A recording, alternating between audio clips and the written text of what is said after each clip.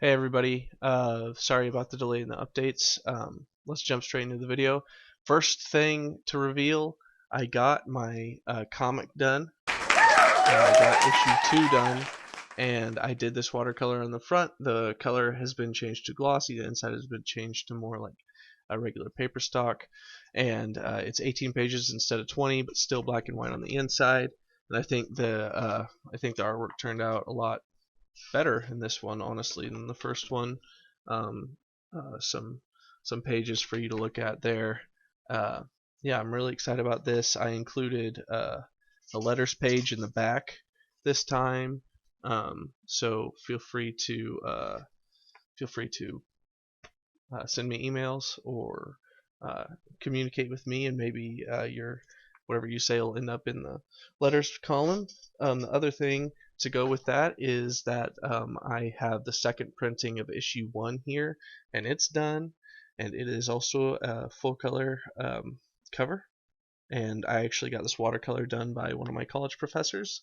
Uh, I was uh, really excited to get to have him be involved in my project, since um, I've always thought his watercolors were great, even when I was taking his classes in college. So I got those there. So together we got issue 1 second printing, we got issue 2's first printing. Um, so that's exciting stuff. And then I also have a little mini comic that I made, which is um, about one of the characters in Marcelo, and it's going to help expand the Marcelo verse. And it's just a small, I don't know, 12 pages, 12-page comics, 6 of these tiny pages, double-sided. Might need your glasses to read that one. And then, so that's where I am in terms of getting stuff done for Marcelo. The story progresses forward in issue 2, obviously, but you'll have to let me know if you think it progresses too fast or not enough. I've had different responses on issue 2 so far. I'm actually already sold out of issue 2's first printing, so if you want a copy, then I'll go ahead and start the second printing. But it really just depends on demand. I probably won't make a second printing of issue 2 till I finish issue 3, which I'm currently working on. Um, so last month I went to MissouriCon, which was my first ever convention. Not just tabling, but also just going to convention. I'd never been to one, so that was a new experience. And I had a table at it, and I sold just under 20 issues, and that's including issue 1 and 2.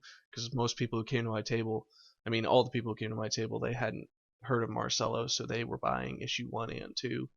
They weren't just buying issue 2 because they wanted to, read as much of the story as I had.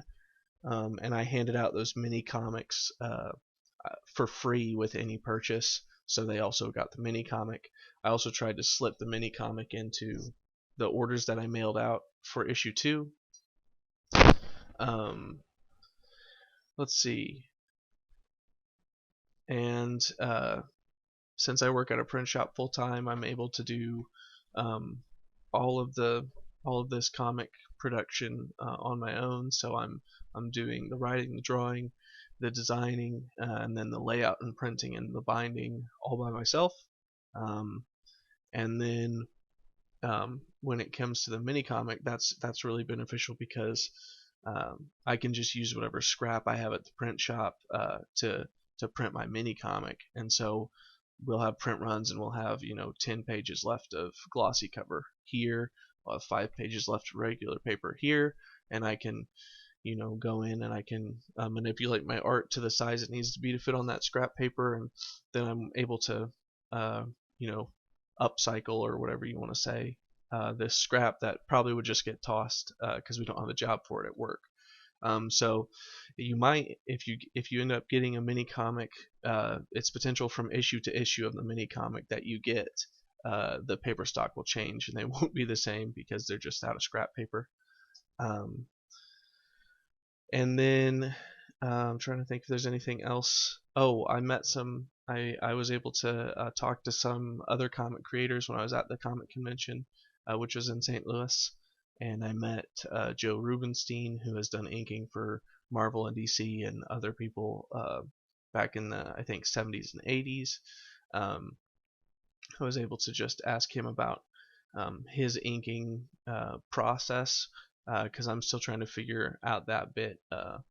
Do you do your, all your dark blacks first, and then do you sort of work your way out towards the lights, or it seems like he sort of does it organically, so it's like he just goes through the drawing as he does it and does the darks as he gets to them. He doesn't do it in layers or anything. And then I met Clay Adams, who has done voice acting roles in Teenage Mutant Ninja Turtles and other animated shows because he was signing autographs. But he was sitting with a guy named Mick Byers, and they make comics together. They share an office together, I think.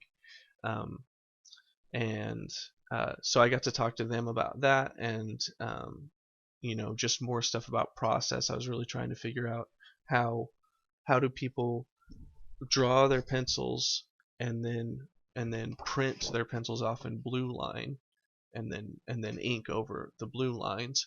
And I was like, how do I get the blue lines on a piece of paper that I can ink? Because I can't just print them on like regular paper.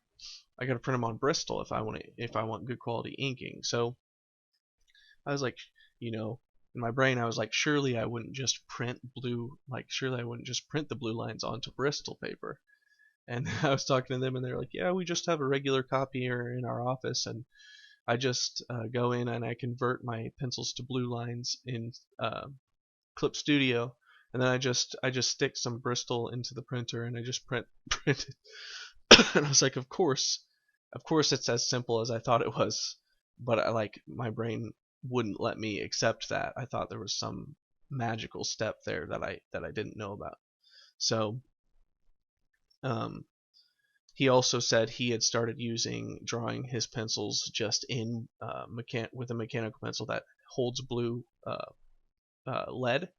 Um, so that way you just already have the blue pencils down. So that's always a alternative. But as I've already started penciling issue 3, and I'm about 7 pages in on the pencils, and I'm excited about where they're headed and how they're looking. But I've decided that for this issue I'm just going to ink straight over my pencils, which is going to be new for me because for the first 2 issues I just I penciled and then I light boxed my inks onto a different sheet of paper. So this will be an experiment going straight over the pencils, and I'll just have to live with any mess ups that I have. Just have to make them work when in my inking, because I'm not redrawing these pencils because I don't want to spend that time. And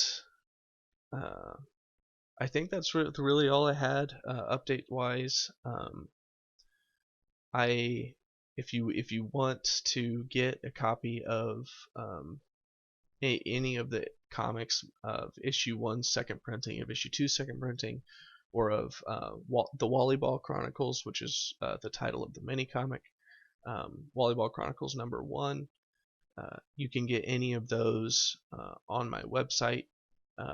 It used to be a little bit easier. Now what you'll need to do is you'll need to either email me or DM me on social media. Tell me what you want, and then I'll tell you what my Venmo is. And then you can Venmo me, and I'll mail you your copy. That's really the best way at this point. I had a PayPal thing set up connected to my website, but then PayPal argued with me, so now it's not as simple as it could be. But if you want it, just contact me and we'll get the details figured out. And I'm handling, since I'm producing the comic, I'm handling all the shipping and all that stuff too. So you just got to come to me. Or if you're in the Mid-Missouri area, my comic is available at the comic shop Capital City Comics in Jefferson City, Missouri, and you can grab copies there. If you're interested in what I'm doing, you can subscribe here for more updates. You can follow me on Instagram. That'll be on the screen. Or if you're super interested, you can join the Discord community that I have, which will be linked in the description. And I think that's it. I have some reading materials I picked up recently at stores and things, but I don't feel like I'm gonna make this video twice as long tonight, so I might include those next time. So thanks again for watching, and I'll see you next time.